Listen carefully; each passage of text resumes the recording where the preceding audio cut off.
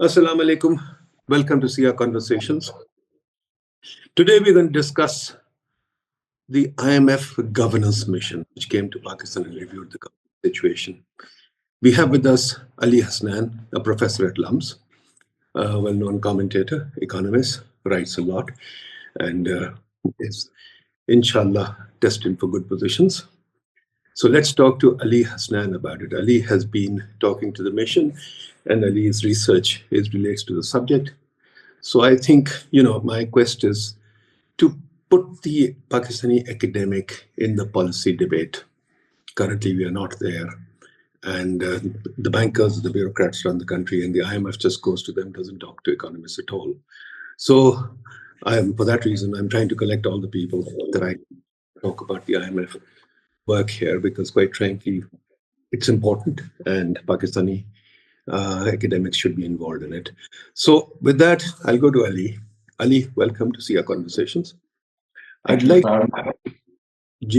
to start off with your interaction with the IMF, and let's take it from there. Okay, so I mean, that's a very broad question. What is my interaction with the IMF? I think my home is the governance. The academic, but I do engage with the IMF from time to time in discussions, primarily around questions about their thinking with respect to new loans that they give out to Pakistan. I've been privately very critical at times. At the same time, I think the criticism of the IMF is perhaps overstated in common discourse, in particular by politicians, as a way to absolve themselves of responsibility. So it's a very complex intermeshing of incentives. The IMF, as far as I can tell, you have to think of the IMF in layers. They are the individual scholars and technical level experts that they have, who are, unfortunately, because of Pakistan's own paucity of expertise, typically some of the best voices that we have on thinking about the economy come from the IMF. They've got some excellent working documents.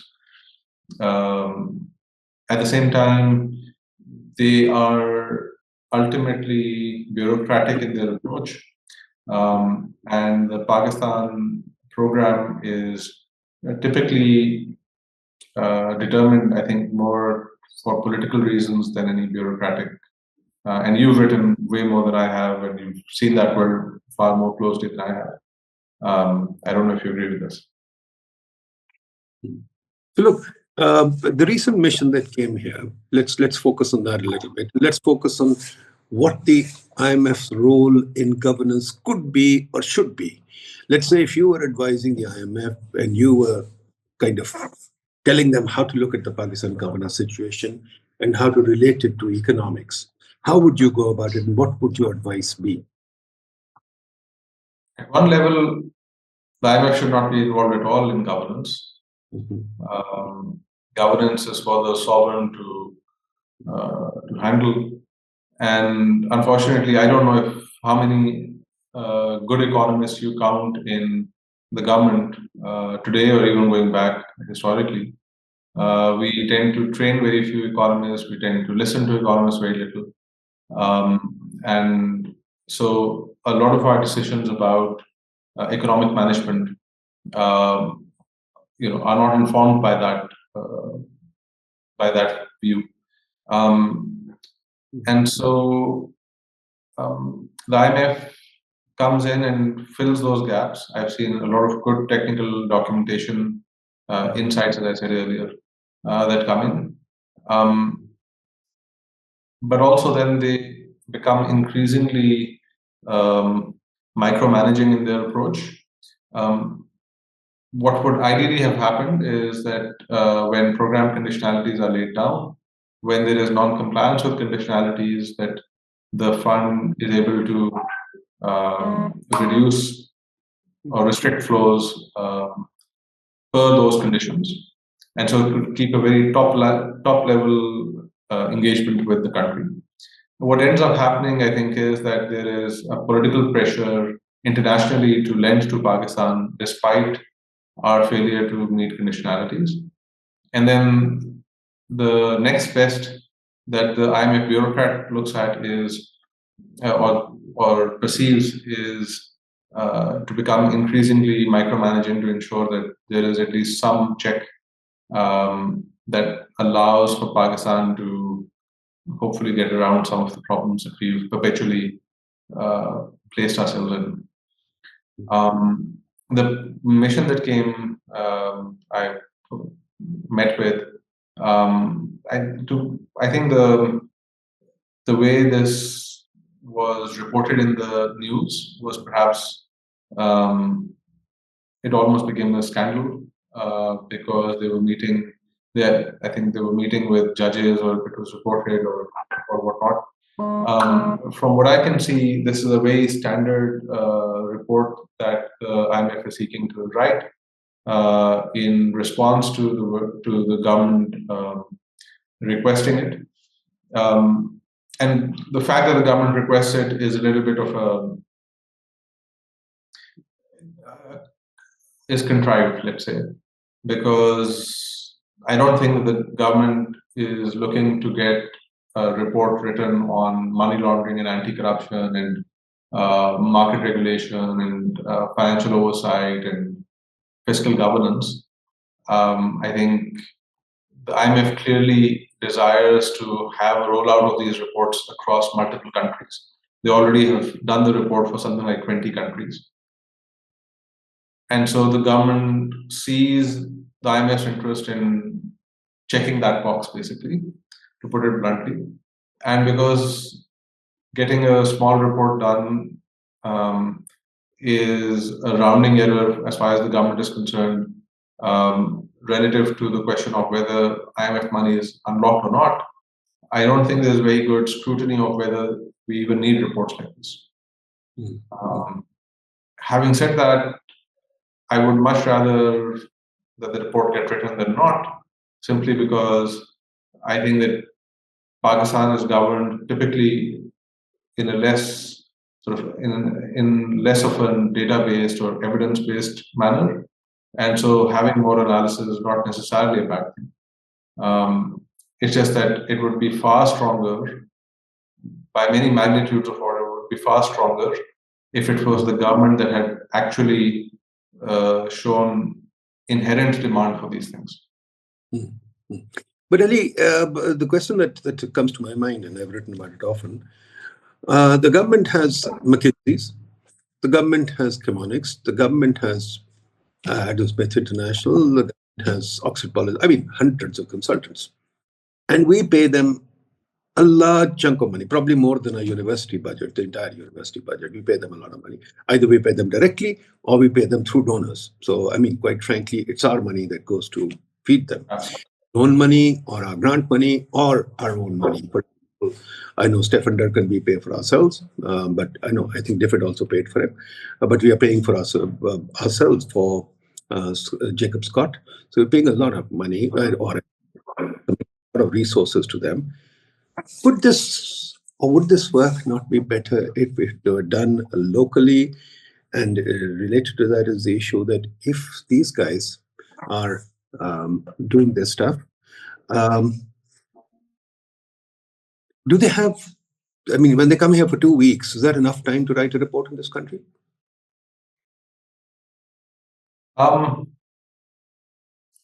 So let's tackle the first bit first. I think you've highlighted a very important issue, which is, but I think of it another way.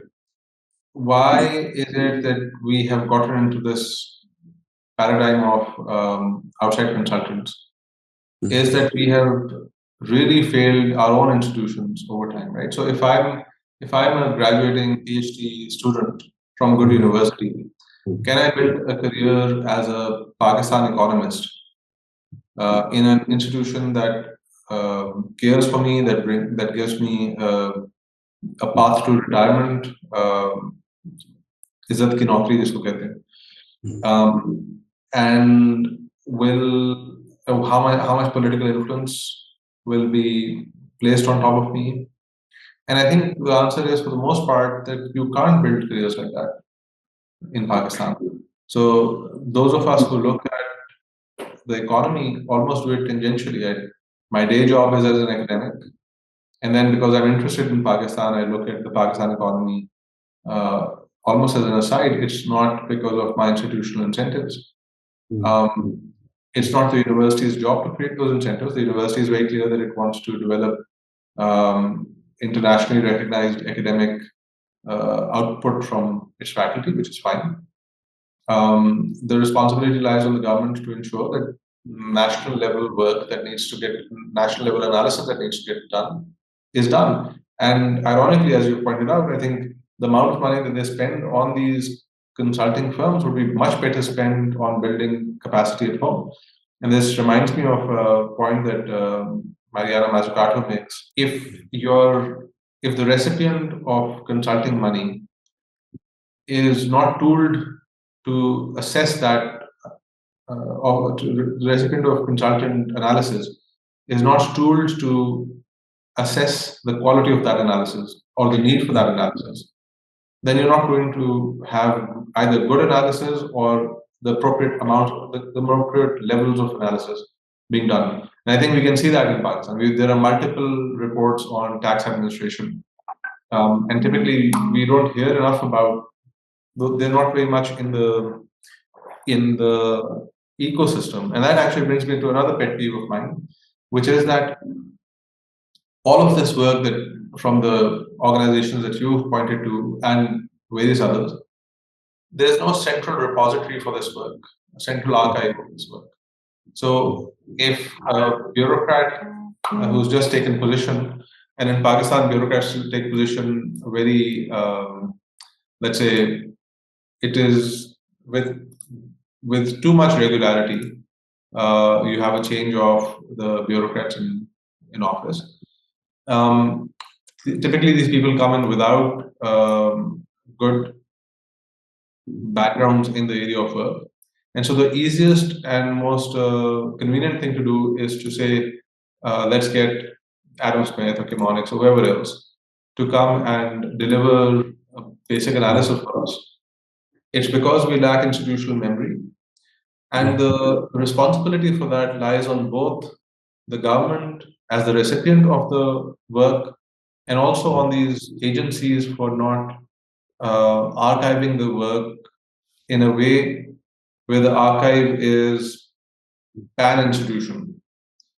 How well does ADB understand what work is going on at UNDP or at World Bank or whatever? I think there certainly seems to be some replication both within and across organizations. And that's something that needs to be tackled. Again, it's the responsibility of the government to do it. But that brings us to the core question that we're discussing. What governance reforms would you suggest that will lead to economic development and strength? I know there's a lot of political discussion on the TV, on the box every day, and these Faisal Bavda and these politicians, they are the major intellectuals that we have. They come up with all kinds of ideas. But as an economist, what reform would you suggest that will, because people keep talking about structural reform, even the IMF talks about structural reform, but I've never got a handle on what structural reform is. It seems to be just get more taxes. That's all structural reform is. Do you have any suggestions on that? Sure. But before I give those suggestions, I think we need to preface that by saying that suggesting reforms is to argue that the reason that we're not developing is a lack of technical direction. I think underlying all of that is a political calculus.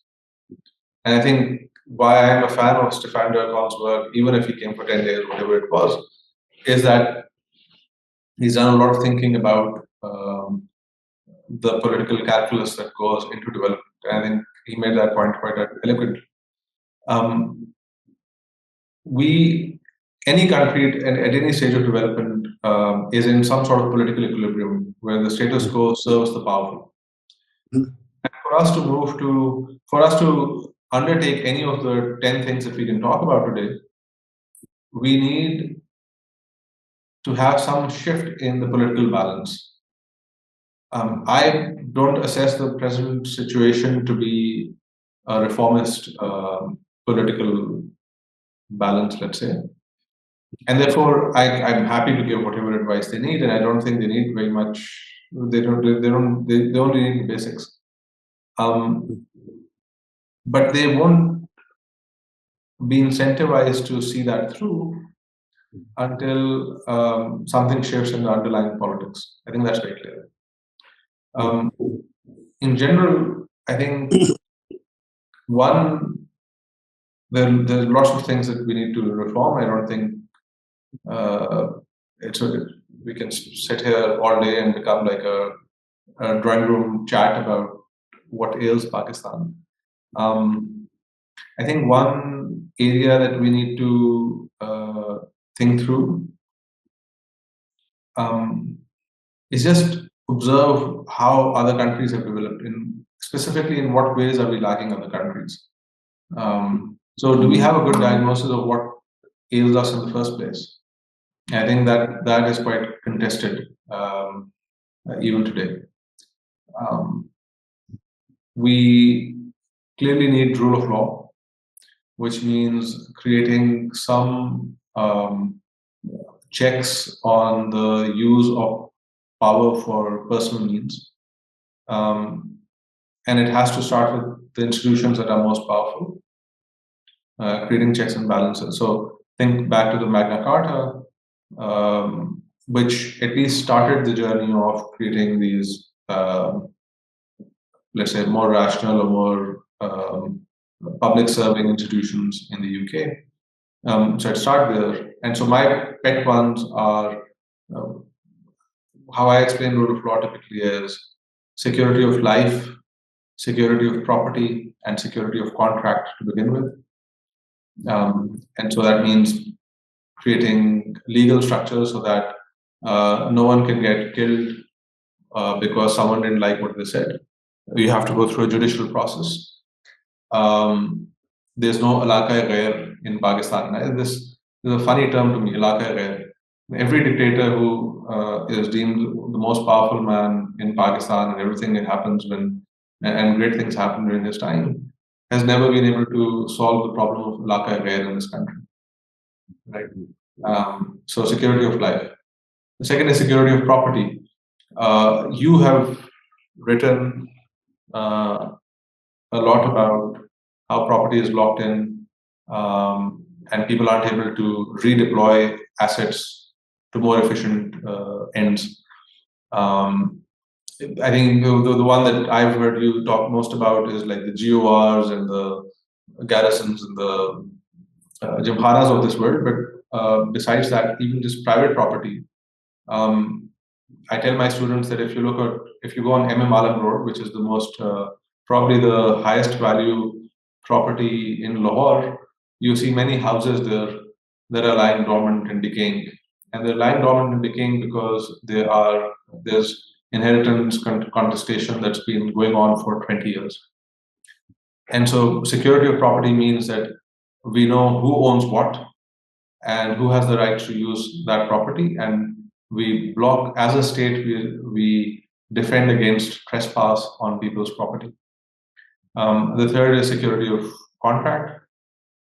So if I write a contract with you, hiring you to do something, you don't deliver it, there should be consequences for you that mean that you will adhere to the contract. And what that does then is it unlocks potential collaborations, economies of scale, and we see very neatly in the data, very precisely in the data, that in Pakistan, firms don't enter or exit markets well enough.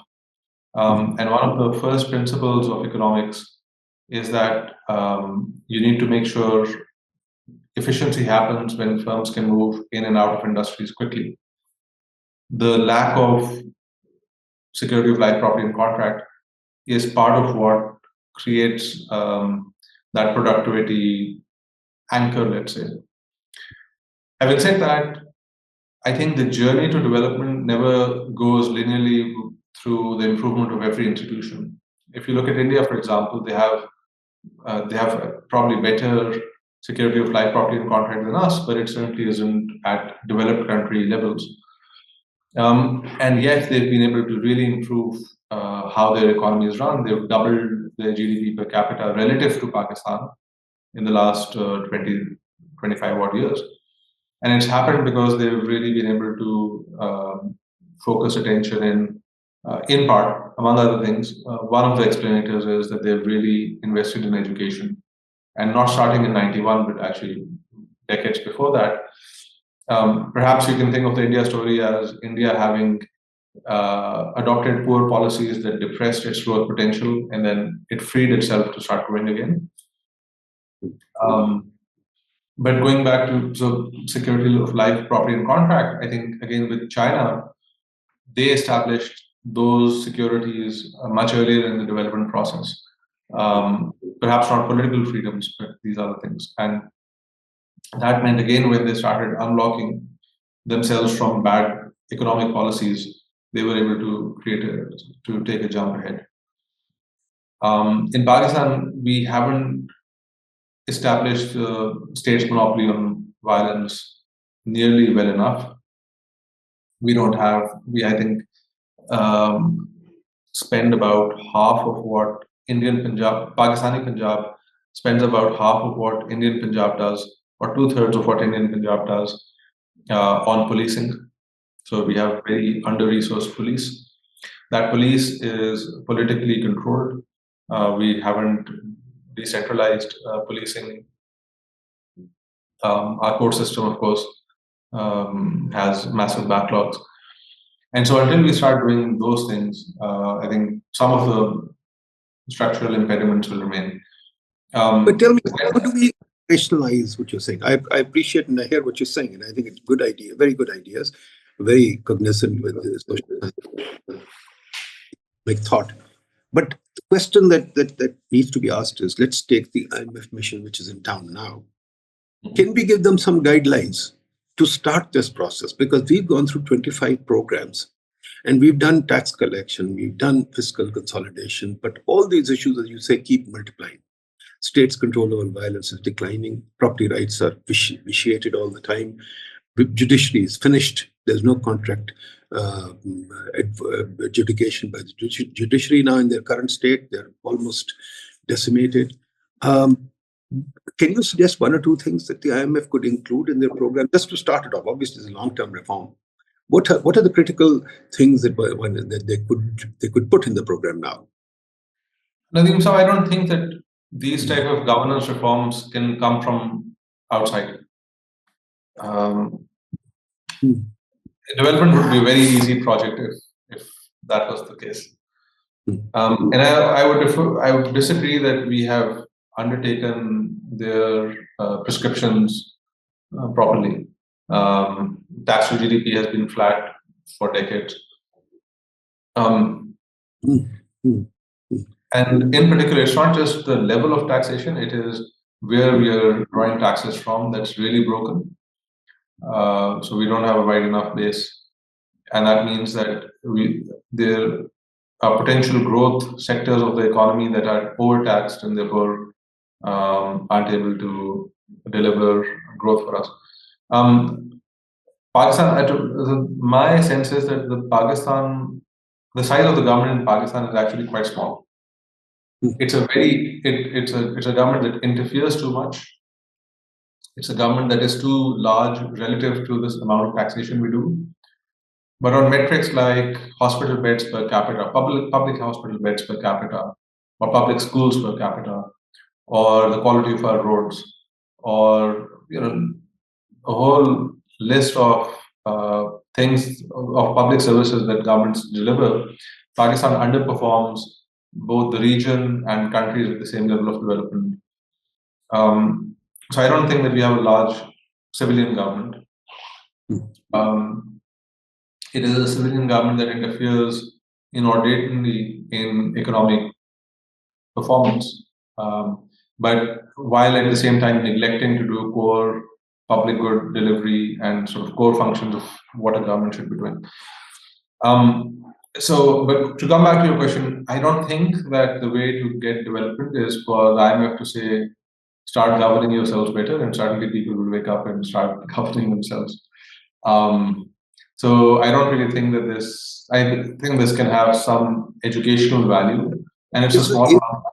but isn't the presumption on the part of the international, used to be with them, and I feel that there is a presumption on the part of the international agencies that they know what is correct. They know the correct policy. They come in with a certain sense of arrogance that, hey, we can solve your problems for you.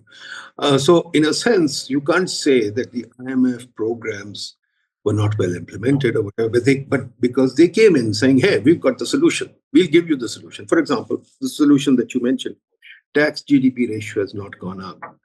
I don't know. Um, I think I oppose that. I think I am on the other side. Tax GDP ratio does not have to go up. At the same time, once the Einstein phrase that insanity is doing the same thing over and over again and expecting different results. I mean, we've tried tax GDP ratio solution for the last 25 programs. Now, if we keep failing, there must be something wrong with that prescription, or should we keep following that prescription? So there is a fundamental problem. Are the prescriptions homegrown? Is there a sense of arrogance on the part of the international institutions that we can solve all your problems?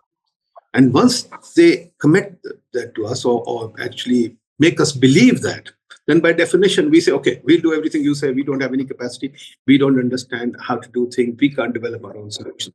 Is there some truth to that, you think? There is some truth to it, but I think you're overstating it, and I'll tell you why I think precisely why I think that you're overstating. I think first of all, the prescription to fix tax to GDP is at least goes back to at least 35 years is the last report that I read, and I think those reports suggested that this was already an old prescription.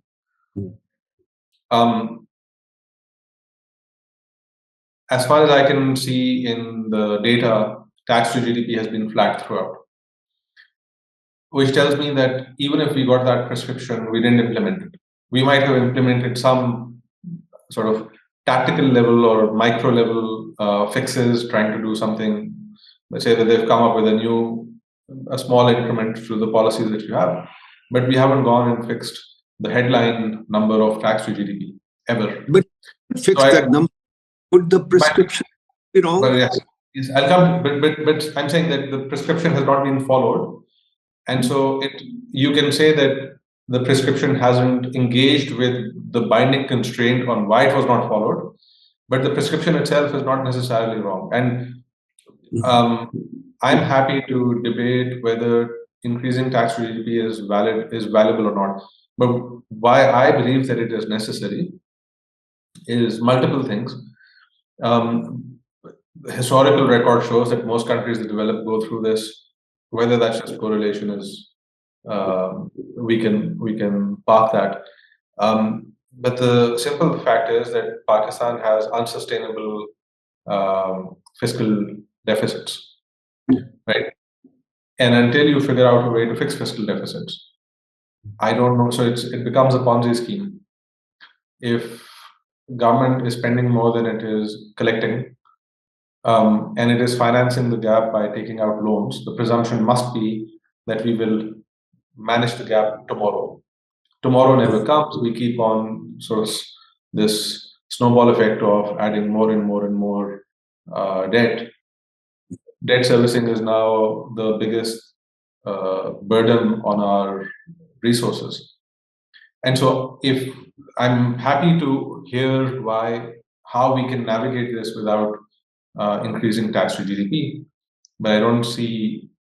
I think that's a big bar, and what that's also doing is it's crowding out private investment. So government loans means that we very clearly in the data can see that corporations aren't able to take out as many loans. We can see very clearly in the data that corporations are finding it hard to scale up because they can't access capital markets.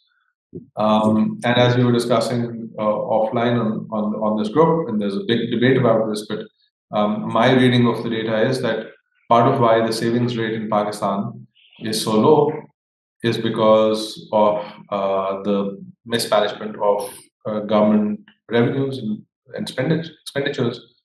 And my belief is that unless your savings rate reaches a certain point, you're not going to capital accumulate and therefore unlock growth. And the debate that's been raging is about how there are other sources for growth and so on. But I still think that getting the savings rate higher is important. So that's why I believe. No, that's an subject we should discuss it. But the way I look at it is very simple. All these variables are endogenous: the tax, expenditures, debt, etc. Now, if the government wants to expand itself unnecessarily, for example, the PSTP. PSTP is a hobby horse for me because, quite frankly, I've analyzed it to death. And PSTP is a useless project. Let me step back. I mean, the old model, when Pakistan became independent, and we interviewed that guy, I forget, Papanek on this too. And if you look at Nadeem Ul Haque's book, Strategy for Development, in the old days, early days, there was a two-gap model, and development again was something that came from the multilateral institutions, and the World Bank, etc., gave us this two-gap model, and we worked in the two-gap model, which was basically we are short of savings and we are short of dollars. And I call that the Haque model, the Nadeem Haque Harvard Advisory Group model. That Haque model was that we should borrow dollars as much as we can, and we should do as many projects as we can. Now, the world moved on. Endogenous growth came in, many other things came in, Asimoglu's work came in, Lucas, Romer, everything.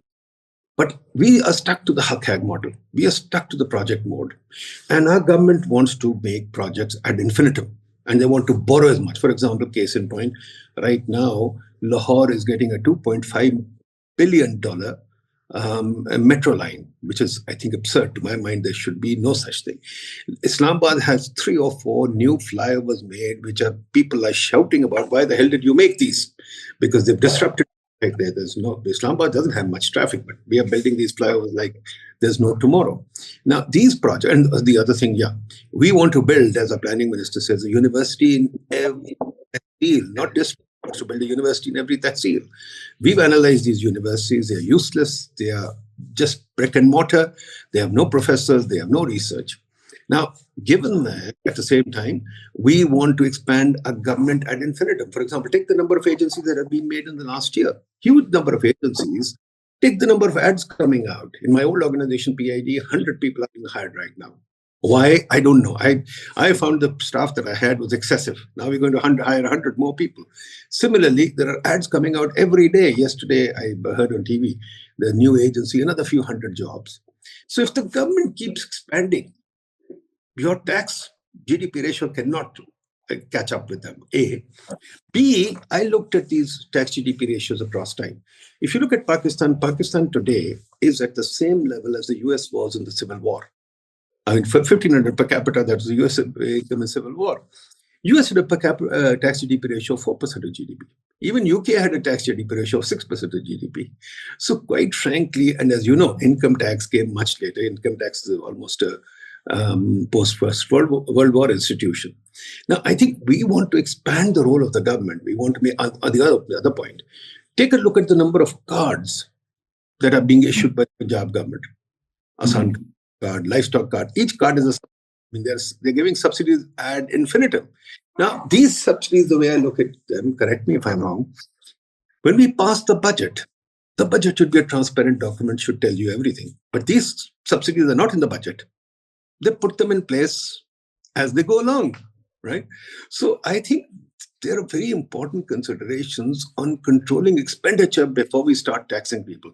Now, you tax people, again, we've done a, if you have, I don't know whether you've seen it or not, I conducted a tax commission with just my own, not the government's, with all kinds of people, Shabar Zaidi, Shahid Kardar, etc. And everybody agreed, we put out a report on this, that the most important thing that is required is a predictable tax policy, a stable tax. Here right now, we are coming up with another mini budget. We are mini budgeted out of certainty. So you've got a huge uncertain environment created by the IMF, because they keep changing the tax rates all the time. Now, for example, last budget, they made the income tax on salaries at 45%, which is a joke as far as international policy is concerned.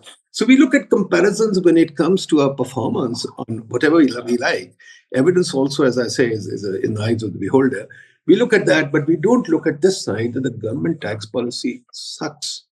It is a huge discretionary component that keeps going up and down. So half the time people are trying to dodge the tax policy of the government because they have to save something for themselves. You said saving is important. How do I save if the government is a predatory government? So I think, don't we need to reform the predatory government and this cycle that they can increase expenditures and call for more taxation? I agree completely. So to recap, you said that if I understand you correctly, you're saying that you can increase the tax to GDP, but then you'll have very poor investments of money that comes in. It won't serve growth. And actually, if you think back, so in my thinking, this is exactly what happened with CPEC. When CPEC came in, every politician in Pakistan said, "Oh, we've got a game changer." There was no analysis that was done, and they spent the money very badly. And you can tell that the money was spent badly by looking at specific feasibility studies that were done for various CPEC projects. First of all, there are none. Most of the important feasibility studies have never been revealed to the public.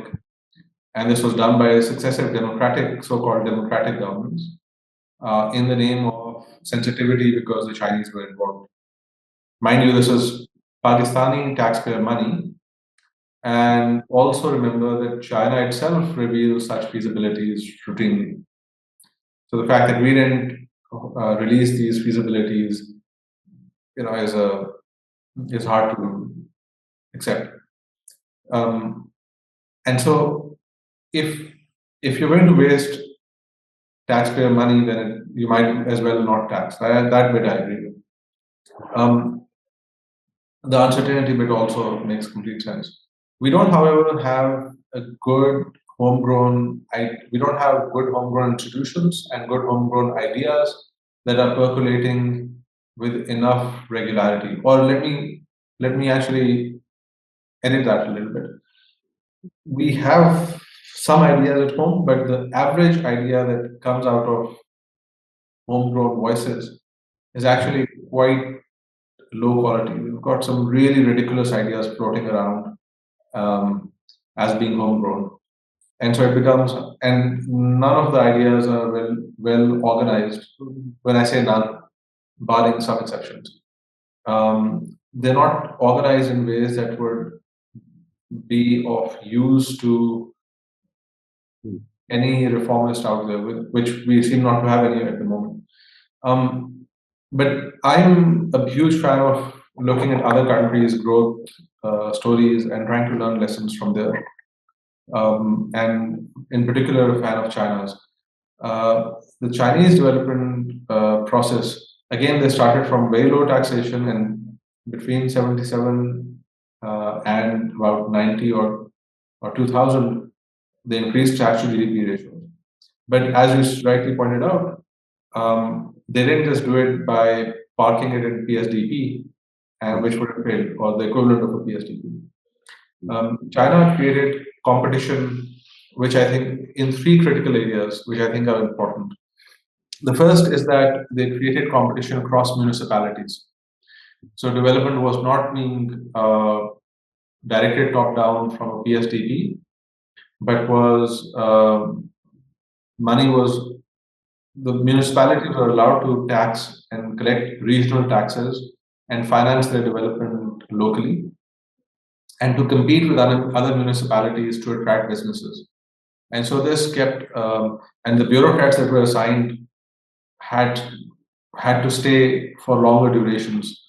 And so you had government officials whose interest aligned with growing businesses in the municipality. Various studies have shown that to have been a major reason why China got good investments and good behavior out of its bureaucrats, starting from very similar initial starting points as us. Second, they did not create, while a lot of their work was state-led, they worked to undercut monopolization in state-led development. So specifically by creating parallel state-owned enterprises to compete with one another for business.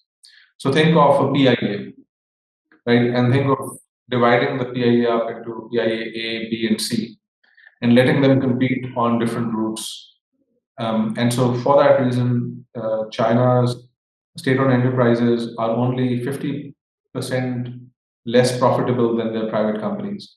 Whereas in Pakistan, I think it's minus 10% or so. And the third is that there's competition in going up the ranks in becoming a government servant or indeed a national leader, where you have to start from being mayor of a small town and then mayor of a large town and so on and so forth, up through the Communist Party.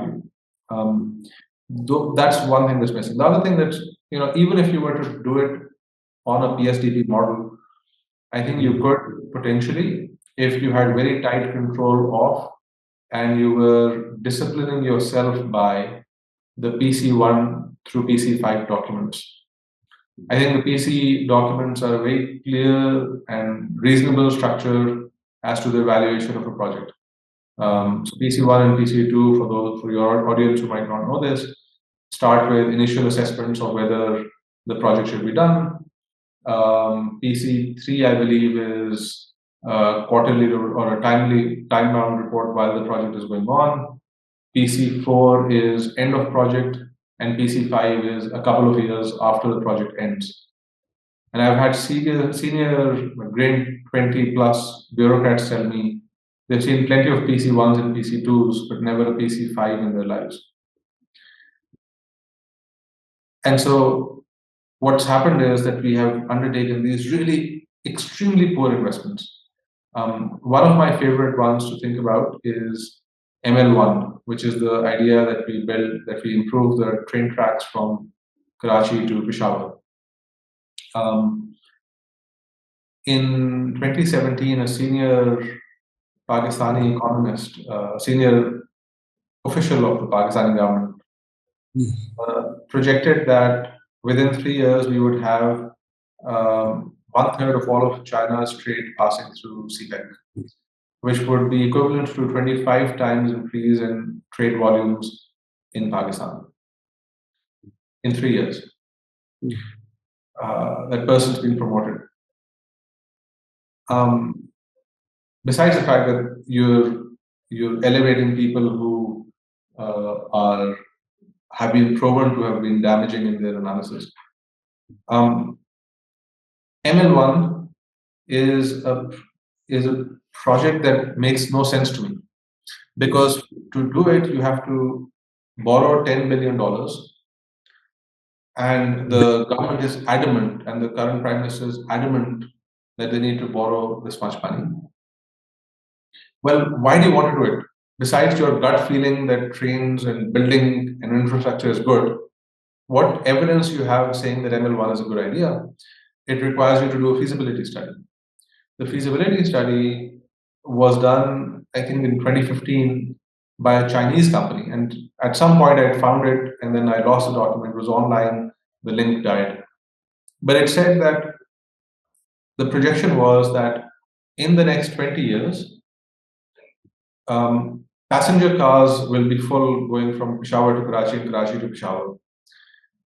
But goods trains will be full when they're coming up from Karachi upwards, but will be empty going down. So the project feasibility study officially said it's unlikely that you will export enough to justify the goods trains that you're buying from us. It's saying that you are an import-led economy. And if you are an import-led economy, you need to worry about how you will finance the repayment of that $10 billion. So I would love to see better infrastructure. I think infrastructure always intuitively makes sense for the man on the street. Achhi train chal rahi hai, achhi gaadi hai, achhi sadkein hain, that's all great. But what you and I have to worry about is how will we pay for this in the long term? And the answer is right there in the documents, which are now not available for public scrutiny in this so-called democracy. Yeah. And the ones that I found had said, this is not a good idea, basically. They had sugarcoated it, but it was basically saying this is not a good idea as much as they could. And the Chinese, as far as you can see, have been putting the brakes on us taking ML1, and yet it remains the number one agenda when the Prime Minister goes to China. It's the same thing with the metros. I mean, all we needed was buses. Look at Islamabad Airport. Look at Islamabad Airport. Look at Gwadar Airport. Look at Orange Line Metro. Look at you name it. The fact that these guys don't have good evidence.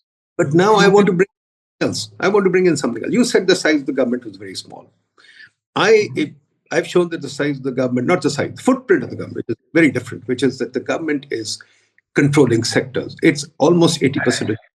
Second thing, in the sludge series, we've shown that the cost of the regulation is multiples of GDP because you spend hours, days, months getting permissions. Now, given that, and given the fact, as you said, that we can't even manage our project cycle well, given the inefficiency of the government, you would still say that we need to increase the size of the government without improving the quality, because I think the problem is the quality of a government sucks. And I would go the Elon Musk route. First, go with a chainsaw and slash the people. We've also done an estimate of what a government servant costs us. I mean, this myth that the government servant is poorly paid. I remember Asim Khaja, etc., did a report on the education sector, and they found that public school teachers paid more than the private sector and much more. And we found the same thing, that public sector workers are paid much more when you cost them in terms of their lifetime benefits, in terms of the benefits outside salary. They are paid much more than even UN officials. Should we spend more money on them? Should we decimate the public sector? Should we try and first get efficiency and then think of giving them tax money? This is a hard question to answer, because I think it's very clear that if we just increase the size of the government without fixing how the government spends its money, clearly we are throwing good money after bad. Having said that, we have an acute debt crisis to worry about also. So you have to figure out a way to manage the debt crisis. But certainly in the medium term, I agree that until we start fixing how we run the country, that increasing tax to GDP itself will not be sufficient. It might even be negative in its impact. Fair point. So then, and typically when countries start developing, you start seeing good things happen across a wide range of things, because the source of those decisions starts improving. And so there's a whole litany of things that you can go through that need to be fixed. At some point, at some critical juncture, this is, as far as we can tell, countries start developing when at a critical juncture, the status quo power arrangement stops working. And then you have to try out new things. And when you try out new things, something clicks, and perhaps even as a historical accident, you get to the point where the critical juncture moves you in the right direction, and the rest is history. So we have to wait for that time to occur in Pakistan. Okay, let me now at the big. I think we run over time, but very quickly, I want to get your last impression. You've been teaching a course in Pakistan economics. You've been looking at the Pakistan economy, and I think you have a fair idea of what the Pakistan economics profession looks like. And I don't know whether you know or not. I wrote a paper on the history of the Pakistan economics profession way back in the 90s. And I'm always concerned about the economics profession. I tried to build the Rasta project to develop the profession. I'm sorry it failed. I regret it, but that's besides the point. The issue is, what do you recommend that the Pakistani researcher do? I find the Pakistani researcher doesn't consider himself to be an entity influencing policy, and we look down upon him. But at the same time, the Pakistani researcher is publishing, but they're publishing I don't know what. But what are the critical issues in the Pakistani economy that you would leave for people who would listen to this, young people? What are the topics they should be researching? I mean, I find lots of people coming to me, I'm doing gender and environment. I say, is this critical? I mean, it's an issue. I'm not saying it isn't an issue, but is this a critical issue? I mean, so the question is, there has to be some kind of an ordering of issues, sequencing that people should give as priority right now. For example, I'll give you two examples. PSTP, nobody analyzes. Uh, Energy question, which has plagued the country, which has probably given us the most addition to our debt. Nobody has much to say on the energy. I mean, energy, virtually the profession is silent. At the same time, for example, our governance issues, the issues that you talked about, property rights, etc., we hardly have any papers on these. The institutional structure, we hardly have any papers on these. Now, I'd like to get your input for the sake of people who listen to this. That's a very large question, and you said you're running out of time, so you'll either have to let me overstay my welcome or Go ahead. No problem. When you and I first met, I was knee deep in doing RCTs, and you used to challenge me on this, and I used to defend RCTs. My own career, from 2010 to about 2018, 19, I've been very actively involved in that life. And then at some point I thought, so I have a project where I spent almost 10 years looking at the market for veterinary services in Sahiwal district. Right? It's a paper that I have a lot of confidence that our insights were credible. So it was a very internally valid paper, and it published very well, and it contributed to my promotion. But did it really help Pakistan? I think the answer is, I don't want to give you one clear answer to this because there are pros and cons on both sides. I think in the last 10 years, we've had this proliferation of Pakistani researchers working in development in particular, and going on to careers internationally, or working, even if they have careers here, working with international researchers.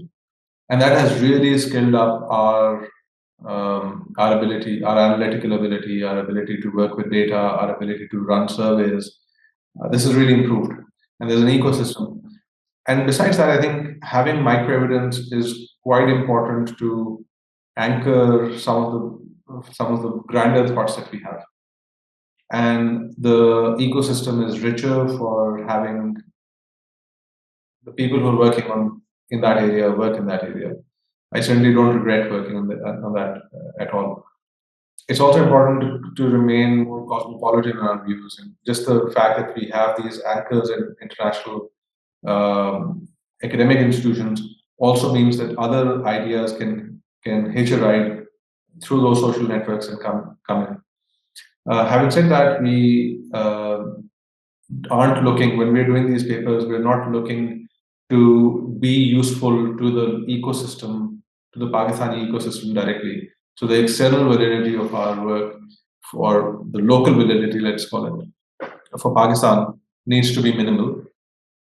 And I think that goes to what I was saying earlier about incentives for the profession. What is my incentive? If I'm purely incentivized by my university, then I should not be talking to you. I should go back to doing an RCT. I get very little professional credit for doing talks or going on TV or any of that. I do it because it is personally satisfying, because I think that serves my country better than doing the next micro study. And this change happened really around the time of the peak of the Daronomics years, where we were seeing, this really heterodox idea. I don't even want to call it aggrandize it by calling it a heterodox idea. Dasar decided the dollar needed to be cheap. And so he said, we're not going to look at the real effective exchange rate or whatever other metrics, exports to GDP. Export to GDP crashed by like 5% of GDP, right? And there was really very little pushback from the profession. And a lot of my very smart colleagues and my cohort of researchers were busy with their RCTs, which is exactly what you should be doing if you're looking to get on the first plane out of Pakistan and build a career internationally. It's not clear to me that that's the way that a Pakistani economist should function. And so that's where, but I had the privilege of, by then, having reached tenure. And so I could steer my direction more towards national economic conversations without feeling impacted as much in my career. I think there's a very serious problem that economics internationally has, which is how do we incentivize economists to think about economies rather than simply about economics? And this is as true in Pakistan as elsewhere.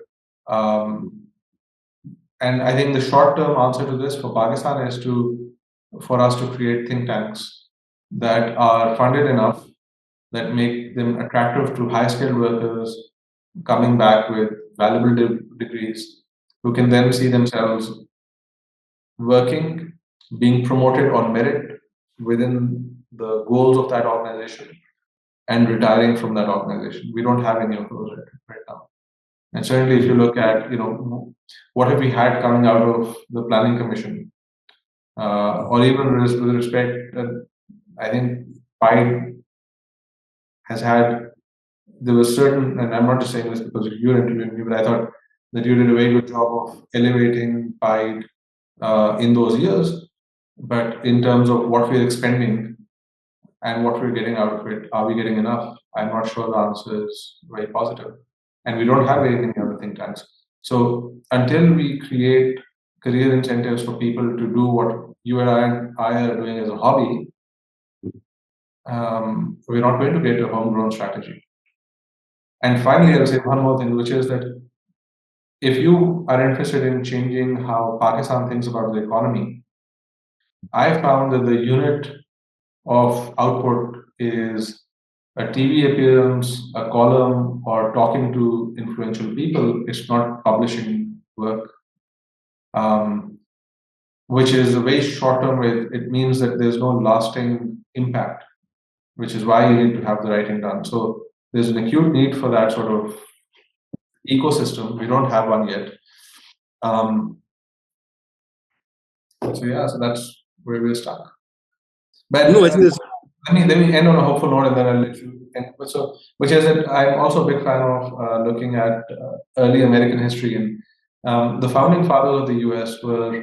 Um, were people who took their ideas from the Greeks and Romans. I thought, wow, these people, in their early 20s and 30s, had very sophisticated ideas about Greek governance and Roman governance. And it turned out that they had sophisticated ideas because their teachers were people who had moved during the Scottish Enlightenment to come to America, to go to America, and to start spreading those ideas. So I'm a big believer in the individual's capacity to spread good ideas, and I think that's my job right now in the Pakistan of today. Fair point. Fair point. Thank you, Ali. Thank you very much. I think it's been a great discussion. I think lots of things to work here. We need to worry about institutions, as you said, the quality of the governance, the allow local think tanks and universities to grow. We've got 100 think tanks, but they're all beholden to the donors and they don't do much. Critical junctures, I think we've had a number of critical junctures, but we wasted them all. And they're also, I think maybe what I keep telling you, a little bit of tough love. Maybe we've had too much coddling, too much mothers sort of running around us. And of course, the Pakistani researchers, pick them up, failed. I hope your generation that. I don't know whether our researchers really have. We've got 220, 60 universities, I think, and they've got economic departments everywhere. But the discussion that I see is very primitive. At the same time, we do see economists moving the needle. Take Jeffrey Sachs, right? He's doing it. Keynes moved the needle. Hayek moved the needle. Friedman moved the needle. Economists are very critical in playing a role to move the needle. But the tragedy is that this country, I don't know whether we are ready for economic not change, thinking. And that's a big issue. But thanks, Ali. We will continue this discussion some other time. It's been cool. Thank you. All the best. Bye-bye. Take care. Bye-bye.